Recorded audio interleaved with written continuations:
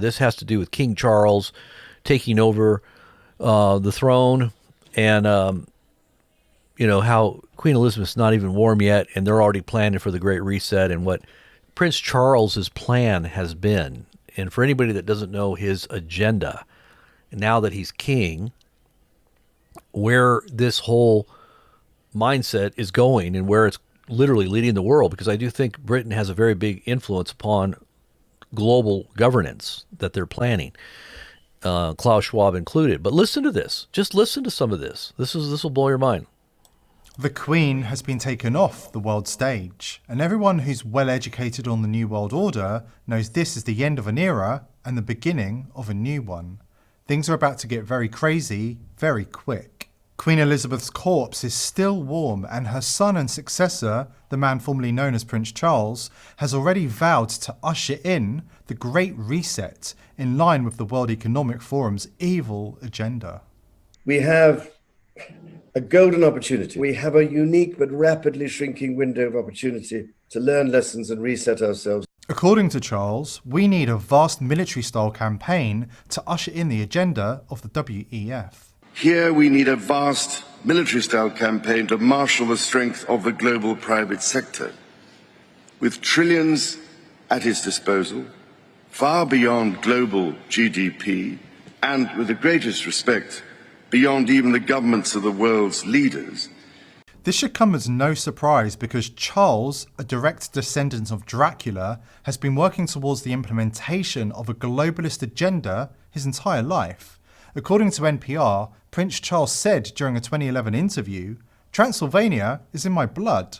The genealogy shows that I'm descended from Vlad the Impaler." In case you need a quick history refresh, during the 1400s, Vlad III, commonly known as Vlad the Impaler or Vlad Dracula, was the Prince of Wallachia, modern-day Romania. According to NBC, his father adopted the last name of Dracul, meaning dragon, which meant Vlad's last name became Dracula, son of the dragon. By all accounts, he was an extremely violent ruler. The genealogy shows that I'm descended from Vlad the Impaler, you see. So I do have a bit of a stake in the country. Britain and the Commonwealth now have a sovereign who is descended from a tyrant who dipped his bread in the blood of his impaled victims. So perhaps it's not surprising that Charles is close friends with Klaus Schwab, who might even be an upgrade on the company Charles is used to keeping. Prince Charles was best friends with Britain's most notorious paedophile, Jimmy Savile, regularly hosting him at royal estates and using him as a sounding board for advice. Charles even asked Savile, who raped hundreds of children over the course of decades in the public eye, to write an etiquette guide to be followed by the Queen. Arbiter, speaking to the Guardian newspaper, said Savile would seize young secretaries by the arm and then run his lips up to their shoulder. He added if it was summer, his bottom lip would curl out and he would run it up their arms. This was at St James's Palace, and he added that Savile's behaviour was a cause for concern. Reports of Savile's unusual behaviour in royal circles came about as details emerged of a surprise role for him as a counsellor for Prince Charles and Princess Diana during their marital difficulties, and a request from Prince Charles to help with the image of Sarah Ferguson.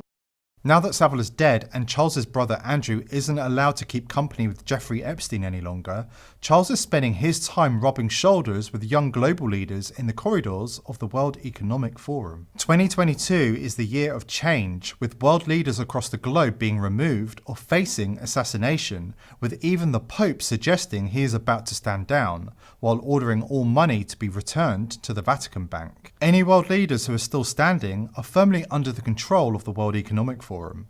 Prince Charles can be added to their number. Here they are making the occult pyramid symbol they are so fond of flashing. The sign is the central bank's control symbol. It is the same as the pyramid on the back of the $1 bill. Here is that same symbol now at the IRS headquarters in Maryland. This is a universal symbol appearing all over the globe and denotes a religion that believes in and worships a god, but not the God. Here it is again, a part of Israel's Supreme Court. The reason those world leaders are flashing that sign, and the reason it appears so often across the world, is that all governments are controlled by their central bank. All central banks are controlled by the BIS, the central bank of central banks, which is openly calling for a CBDC to enslave the world by allowing the BIS to determine, in real time, how, when, if, and what you can spend your money on.